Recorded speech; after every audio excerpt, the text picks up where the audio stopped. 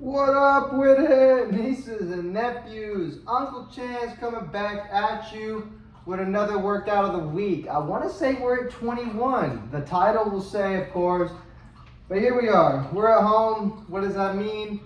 We don't have equipment. We don't have a variety of dumbbells and kettlebells and barbells and all that. So we got to use what we got. I'm going to demonstrate with what I got and of course, remind you of a few things you can do. Today's workout, curls, specifically dumbbell curls, but like I said a minute ago, we don't have a bunch of dumbbells. So, I'm gonna demonstrate with my water bottles. A water bottle I think weighs a couple of pounds. It's 16 fluid ounces. I don't know if that translates to actual ounces as well, but maybe a pound. I really don't know what these weigh. Of course, you can always fill them up with sand, dirt, rocks, whatever, so that they weigh more than what it would with water. Just make sure that your water bottles weigh the same, so that one arm isn't bigger than the other, or you switch them around, I guess, if that were the case. But try to stay symmetrical.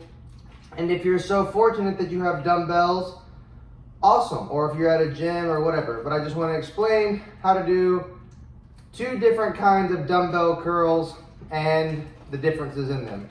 So most people know, I'm gonna get a little closer here, know a normal dumbbell curl where you have your palms facing up and you flex your elbow and bring the weights towards your shoulders and then lower them all the way back down to your thighs and curl them back up. That is one way of doing it.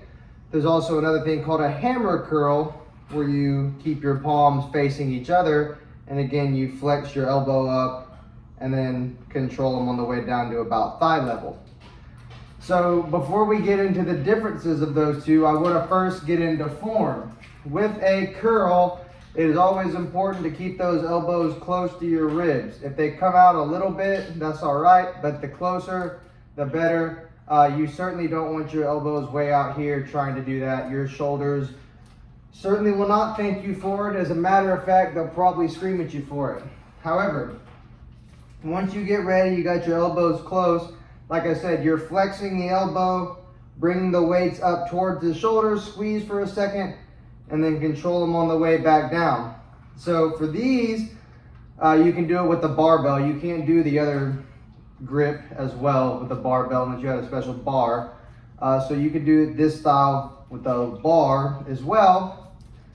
Now with regular hammer curls, with regular dumbbell curls, I find them to be a little more risky, for lack of a better word, because your elbows and wrists and shoulders are all rotated outward.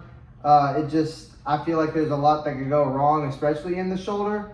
But as long as you don't ego lift, it shouldn't be too much of a problem. Now with hammer curls, where your palms face each other, I think for one, that's safer on the shoulders because everything is neutral, right? Your palms face each other. It's in a natural way that your shoulders should be. They're just forward. They're not out, they're not in, they're just facing forward. I also find that doing hammer curls makes me work my forearms more because I have to grip the dumbbell harder. I feel that I have to grip it harder.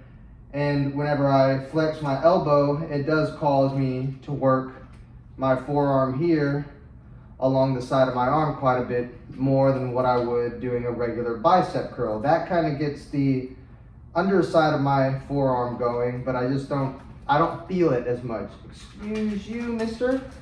Also, with the hammer curl, in addition to it, I think being safer, it tends to work the outside of the bicep here, so the long head, and I've even noticed, especially whenever I'm going back down controlled, I feel it in my tricep as well, on both arms, not just my right arm. But I feel like it does work, not necessarily more muscles, but different muscles. I think it's smart to incorporate both of these together. So maybe do a few sets of your regular bicep curls to really focus on the bicep and the shorter head of it, the inside of it. Really isolate that. And then to get just a real good upper arm pump, and if you just want to keep yourself safe in general and avoid the regular curls, just do your hammer curls. I think both are good. I think both are needed. It's really just changing the grip, which changes the muscles worked. the intensity, and a few other things. That's really it. This is kind of a shorter one, but I felt it necessary to get some curls in here. Curls for the girls to get the peaks for the freaks. You know how it works. Figure out how it is you like it. Don't go too crazy with the weight, especially in the beginning. And I hope that down the road, I'll be able to show you a couple more variations of curls. But for now, hammer curls, regular curls, give it a try, superset them. One more idea before I go. If you really just wanna, if you're on a time crunch, really, and you want to throw both of these into your workout, but you don't have time to split it with, separating the sets, alternate. So start out with hammer style or traditional style. However, curl them up, let them go back down, turn the palms, curl up, let it go back down, and just alternate each rep as you do this. I lied. One more thing while we're on the topic of curls and using limited equipment. This is the case with any workout, but curls really kind of specifically because you are isolating. The more time under tension, meaning the more time your muscle is working against the weight, the better, typically. There's a fine line there, but if you really squeeze the dumbbells, water bottles, whatever you have, really squeeze as hard as you can. For one, the irradiation of doing that, the feeling of doing that makes the weight feel easier because you are squeezing so hard and you're doing, in a way, more work because you're flexed more. In addition to that, to your squeezing, whenever you're at the top of the curl, really squeeze the bicep when it's in full contraction, and then come back down controlled and slow.